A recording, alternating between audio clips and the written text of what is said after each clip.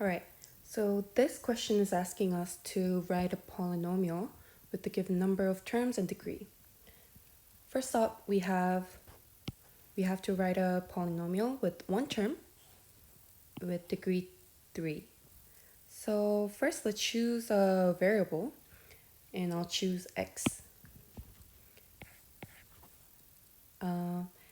So this itself is one term, and right now it is at degree 1. So to be at degree 3, let's cube it. And we can put a coefficient like this. And that's a sufficient answer for A. And for B, I want two terms with degree 1. So this time I'll choose the variable t.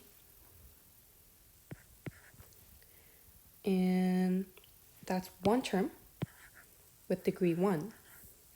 And that means I want another term. So it could be plus 3. Now we have two terms, and the highest degree in this polynomial is 1. So that's it. That's a good answer for B. And for C, we want three terms with degree 2. This time let's choose the variable A. And if we square this A, we have one term with degree 2. And maybe I can have a 2A and maybe a 3. Then we have three terms.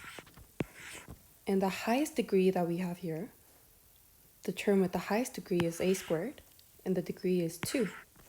So that is a good answer for C.